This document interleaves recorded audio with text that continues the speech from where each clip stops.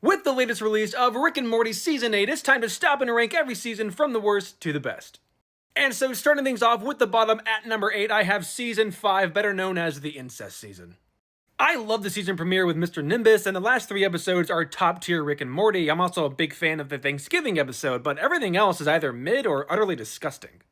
And so, coming in above it, I have Season 4, a less consistent season that has some really great highs, but also probably some of the lowest lows of the entire show.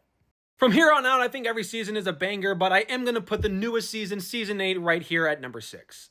This one has lower highs, but also higher lows, making it a very consistent, very cohesive season overall.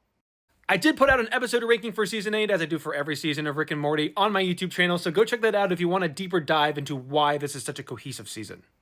But all that said, this one's just going to need a little bit more time to grow on me and maybe surpass the next one on this list. Which brings me to number 5, Season 6. This one certainly has some very egregious episodes like Bethic Twinstinct and that Game of Thrones Night Watch parody. But aside from those two, I thought the other 8 episodes were classic Rick and Morty that give you a ton of variety for the show. However, coming in just above it and kicking off the top half of this list, I have Season 7. This might be a hot take, but I just really enjoyed the new direction they took with this season. With the removal of Justin Roiland, they went for a soft creative reboot, taking out B-plots, updating the sense of humor, and embracing the continuity of the show.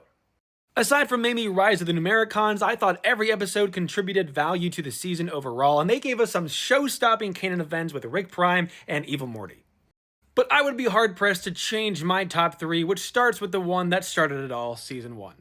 Certainly a very weird season, but also a very memorable one that sets the baseline for what you can expect from this show. From a huge canon event where they changed dimensions in the middle of the season, to setting up the meta episodes with 60 Minutes, as well as overarching plot lines like with Evil Morty. It's a very solid season that sets the tone, has these big events, but also balances them with the thing we love most, Rick and Morty adventures. However, my runner-up is going to be none other than Pickle Rick, Season 3. From the overall tonal change to the deeper and richer themes for this family to really starting to embrace the continuity that the show has established for itself, this is just a knockout season. Every single episode made an impact on the show and made an impression on the viewers. Heck, ever since this season was released, they've gone ahead and made some of the less favorable episodes like the ABCs of Beth highly relevant for the overarching narrative of the show.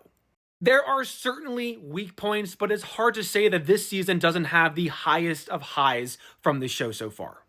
However, Season 2 has been my favorite since it came out, and it will remain so today. This is the one that set the bar that they have been chasing ever since.